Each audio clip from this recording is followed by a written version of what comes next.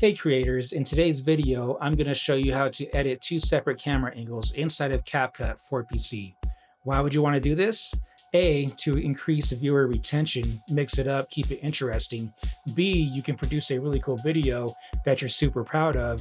And C, it's a good way to avoid jump cuts. So without further ado, let's get right into it. Okay, really quickly, I want to show you how I typically set up my multicam shots. My main camera I like to use as my main angle is the DJI Osmo Pocket 3. Of course, I have it in this Ulanzi bag, which is just the same as the zip bag that the Osmo Pocket 3 comes with, but it's just a lot bigger. I can fit this little extension pole in there. But what it actually does is it extends out, right? So it extends out just a little bit. This is just the right amount that I need to set it up on my desk. The little baby tripod legs into the base, right? Good to go.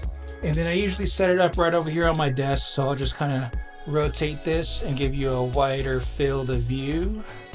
All right, so just up here is my softbox coming in on my face at an angle.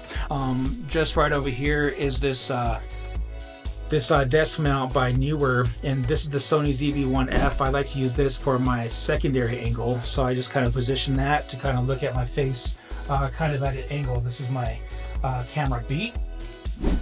So what I typically do is I flip this bad boy on, and it's going to automatically track my face to start, and then I kind of just move my face around until the picture behind me looks like it's nice and symmetrical. The framing behind my chair. I'll go ahead and touch the screen, and the active track is off. So now the gimbal head is going to remain pointing exactly where I want it to. So one thing I don't like about using the active track when you're doing a talking head shots is that if you have a big head like me and you even move around just a little bit, the camera likes to sway, you know, it's a little jerky. So it's not really my style, not my flavor. So I like for my Osmo Pocket 3 to be stable. And then I just set up my Sony ZV-1F to kind of look off at the side. And then as soon as I have those cameras set up, I'll simply hit record. So let's turn this guy on. Oh, and by the way, I have both of my cameras set up at ISO of 500, 24 frames per second, and of course 1/48 shutter speed. And I'm going to edit this footage on a 24 frame per second timeline. So it's very important that when you set up both cameras, you set up each one to be the same frame rate and the same shutter speed and the same ISO as good as you can, so that when you're jumping around from angle to angle, the cameras can look as cohesive as possible. Now, obviously, these aren't going to be a perfect match, but just the fact of having two different angles as you're talking just makes it a little more dynamic. So I'll just set up my cameras. Now, as soon as I have my cameras set up just the way I like them, let's see, I'll bring it back over here. So hopefully you can see what I'm seeing. So I'll just simply hit record on camera A, record on this camera, and the very first thing you do before you even start is you wanna give it 3 loud claps.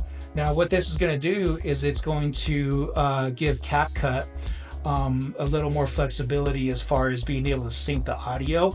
Now, there have been times where I've done this and I didn't do the clap and Capcut didn't sync the audio, in which case I had to do it manually, and I almost never get it exactly perfect. So it's best just to go ahead and give it 3 loud claps so that Capcut has absolutely no problem syncing your audio. Okay, so now that we got our footage imported into our machine, the next step is to open Capcut. So let's go ahead and do that. We're going to go to create new project. And right out of the gate, I'm going to go to modify as always, and I'm going to put a title to camera edit. The aspect ratio, I'm going to leave an original, which is landscape for YouTube, of course. Resolution, I always leave as adapted. Frame rate, I have set to default at 24 frames per second. I believe that Capcut out of the box is set to 30 frames per second because it's made for social media, and that's the frame rate that social media likes. But I like 24 frames per second from watching a bunch of YouTubers like myself. I like the cinematic motion blur, of course. And then for the color space, I always leave it at the Rec 709 SDR. I always leave this arrange layers on because once you turn it off, or if it is turned off and you try to insert things in between the layers, it's not going to allow you to. So like if you had a graphic or text and you want to separate it between different video layers, this arrange layer tab will allow you to do that. So I'll go ahead and hit save. Okay, so now I'm going to go ahead and go into import, and I'm going to navigate to my folder that I created.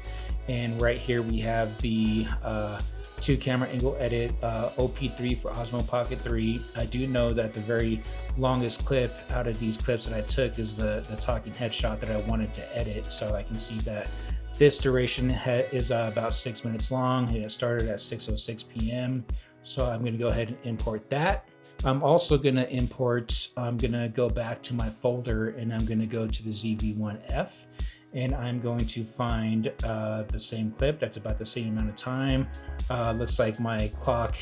So usually this is much easier because the timestamp will be nearly identical, but it appears that my Osmo, or actually my ZV-1F, wasn't smart enough to know that it was daylight savings.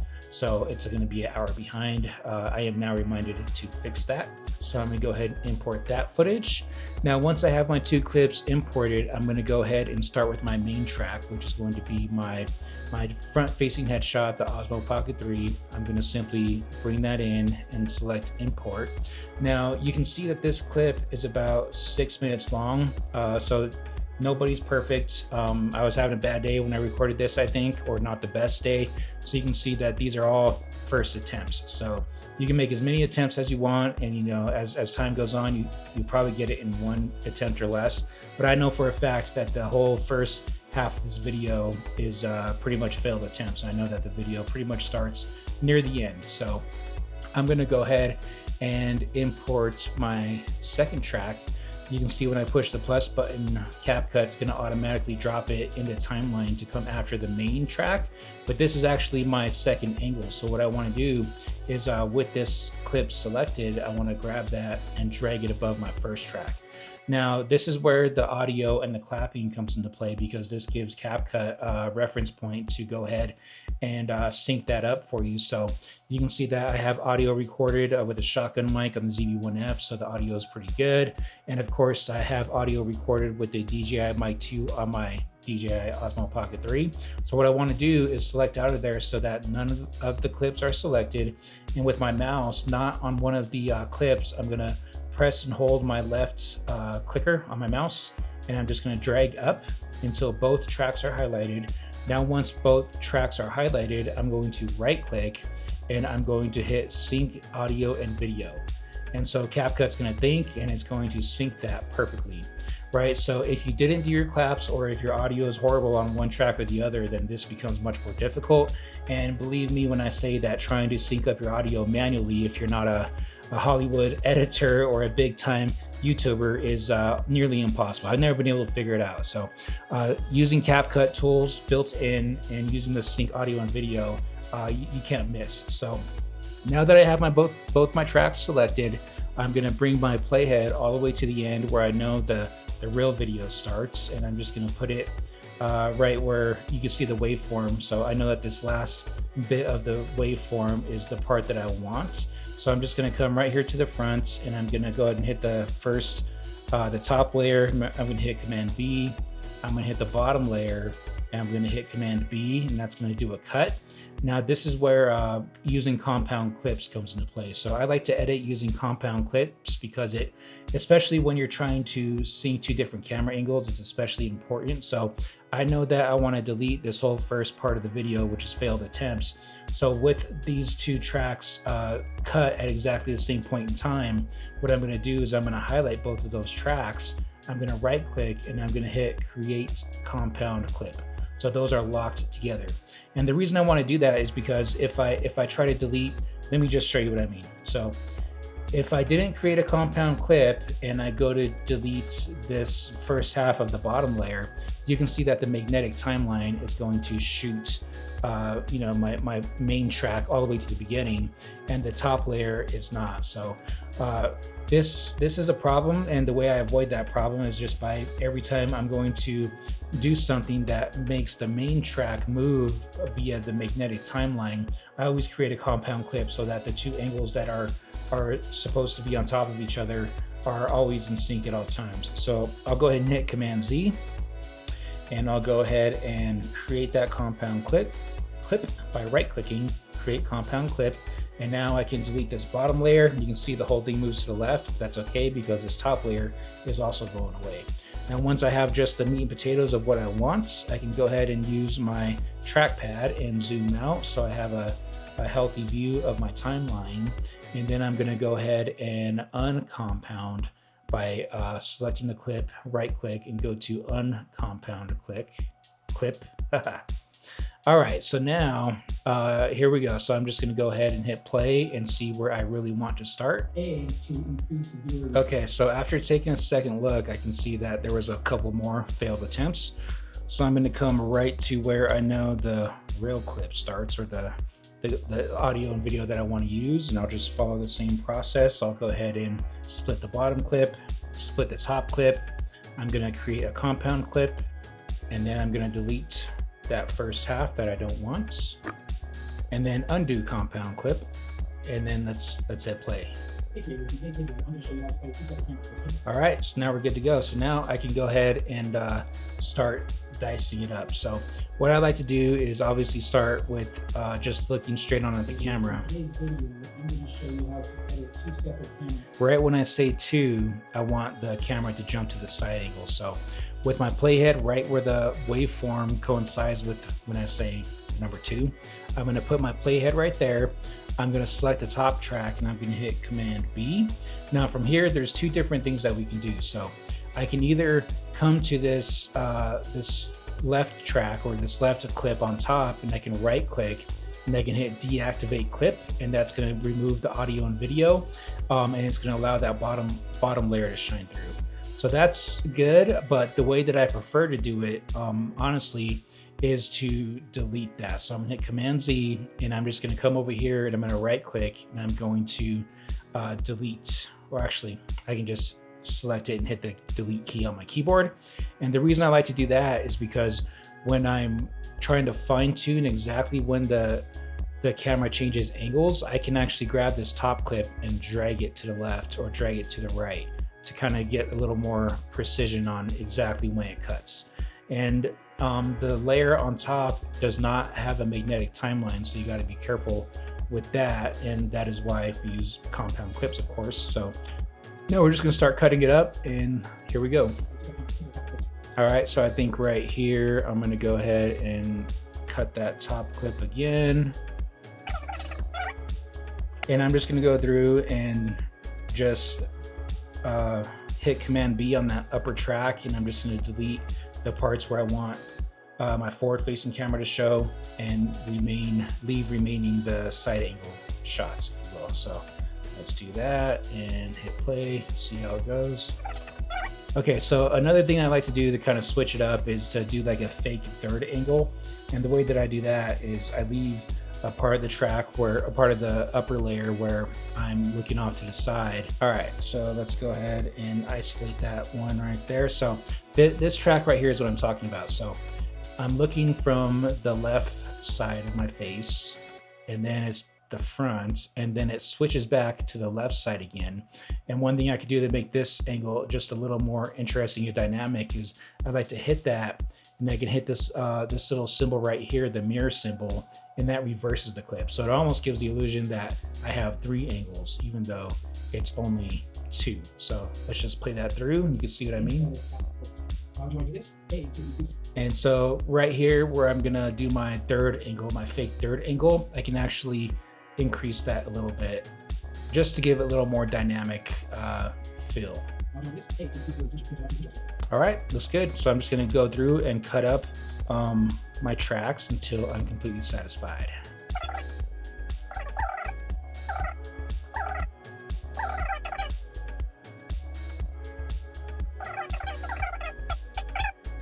Okay, so I think I have my clips split up just the way I like them. And one thing I forgot to mention is that after your A layer and B layer are synced up, you should remove the audio from the first layer. So you can remove them individually, but it's much easier to remove them in the beginning. So you know, I'm still learning too, and hopefully my learning can pass on to you. All right.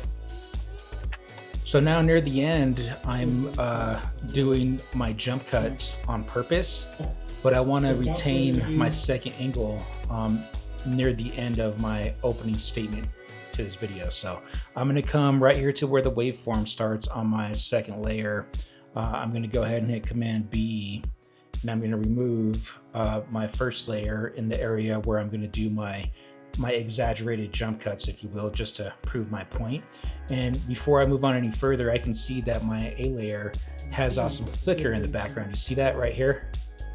So another cool thing about Capcut is that it has a feature built in to help remedy that situation. So I can select my main track, and I'm going to scroll down here to where it says remove flickers, and I'm just going to allow it to do the recommended level. It's going to think for a bit.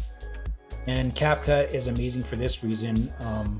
You know, just regular Joe Schmoes like myself can produce professional looking videos using this tool, right? And you can see that it didn't remove all the flicker, but it's definitely not a heavy distraction like it was before. So that's great news. And then before I start chopping up my timeline down below, I think I'm going to go ahead and select it, and I'm going to improve the audio. So I do this every single time just to make my audio sound more professional. I'm going to normalize the loudness, which brings your highs down and brings up your lows. I'm going to go to enhance voice, and this processing usually takes a little while. I am running the M1 MacBook Pro, and it has 16 gigabytes of RAM, 1 terabyte SSD. It's, you know, it was a great machine for a long time, but sometimes when I run this enhanced voice, it takes a little while.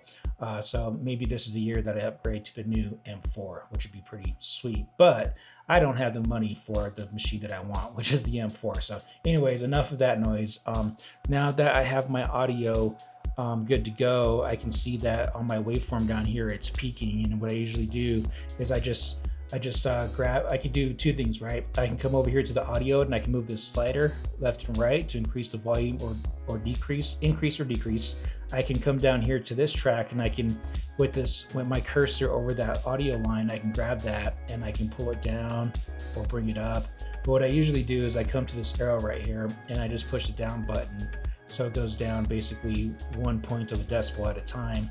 And I'll just keep pushing that until all of my peakings are gone, or if there are some peaks, it's only like 1 or 2 throughout the whole thing. So I'm just gonna keep going down. Okay, so far so good. So I can see that in my upper layer, it looks like the room in my face is a little bit brighter than on my bottom layer. So rather than adjusting all of the upper layers individually, what I'm going to do is I'm just going to select this bottom layer, and I'm going to go to adjustment, and I'm just going to bring, I can do like an auto adjust, or I could do a color match, but I just like to more or less just fine tune the exposure so they look similar. So I'll just bring that exposure up until, yeah, maybe up just a bit more.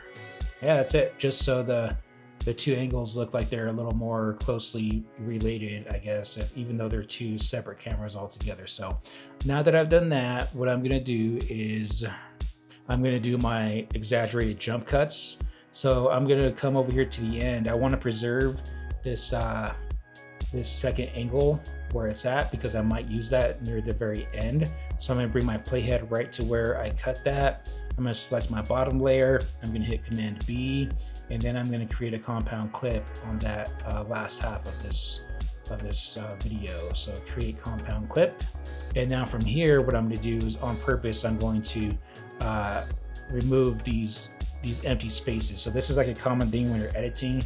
If you make a mistake or you don't talk for a little while, you usually go through and you remove these dead spaces, right? So I'm just going to go through and I'm going to hit Command B, and I'm just going to remove all the spaces where I can see that there's no audio. And on purpose, I kind of move my head around like this just to prove a point that when you do too many jump cuts and you move a little bit, then it doesn't look quite right. And I still do this sometimes anyway. I don't do 2 angles all the time, but it is a nice trick to have in your back pocket for when you wanna be cool, when you wanna be a dope video editor. Anyway, let's go ahead and delete those bad boys, and I'll just show you what I mean. Okay, so one thing that you'll notice is that when you start dissecting your track, the little parts that remain, they kind of lose their ability to retain the audio corrections that you did. So what I like to do is just select this guy, right click, and I'm going to copy attributes, and I'm going to select these tracks. I'm going to paste attributes, which you could also do Command C, Command V, but I'm just going to leave the audio on there, paste, and I'm going to right click, paste, not the video, just the audio, and you can see the waveforms, they jumped back up to where they were supposed to be. So rather than reselecting them and trying to dial in the audio, you know, the decibels exactly where they were, Capcut remembers what you did with this one and puts it onto that one. So, okay, so then I'll come back to this end and I'll undo the compound clip. Okay, so you can see that when I was cutting up my second angle, I missed an opportunity to use a separate angle. So you can see, like, when I drag my playhead, you can see where my face starts to churn. That should have been a part of the second angle. So what I can do to get this clip back is I can just select this one to the left and I can drag it out, and that brings the clip back. So I'm going to end it right when I start looking back towards the main camera, and I bring this playhead over to where I start looking at this one, hit Command B, and then I'm going to grab this one and I'm going to grab the end, and I'm just going to drag it back to where it was. So for that reason, I like to delete the clips that are not in use, because I can always grab any of the clips to the left and the right, and I can drag them out and regain my second angle as needed and resize where the cuts are, as opposed to just deactivating them. So when you deactivate a part of the clip, let me just show you what I mean. So when I hit this, I hit Command B and I right click and I deactivate it. It removes audio and video and it has the same effect, but then I can't fine tune that. I would have to deactivate it and go back. So I'll hit Command Z, Command Z. All right, so that is the basic way that you edit 2 camera angles. And one bonus tip, you know, you can do this literally all day. I don't know about you, but I don't have all day or night to do this. So I try to find quick ways to do things. And one thing that I want to do to kind of make this a little more interesting near the end, I think, is I'm going to come over here and I'm going to make a cut on my main track. Boom. All right, I'm going to go ahead and remove the second half of that by hitting W on my keyboard. And I think I want this track to be more in your face. So I can use keyframes, or I can just grab it and I can just make it bigger, right? So that's kind of like punching in, right? So boom. Without further ado, let's get right into it. I mean, it's very subtle. You can hardly tell, you know, maybe subconsciously it draws you in. So that's just another editing trick to give a little more dynamics to your video editing. So that is it on the basic edit. I hope you enjoyed. I hope you learned something. And if you have a better or alternative way to accomplish the same thing inside of Capcut, I'm all ears. If you can point me to another video tutorial, or if you have some tips for myself or anyone else in the comments, I invite you to leave those. If you want to dog me out and tell me that I suck, go ahead and do that too. I don't care. I'm still gonna keep making more videos and getting better. So I appreciate all you guys for watching. I really, really appreciate everyone who likes and subscribes. Feel free to do that if you want, and I will see you in the next one. Peace.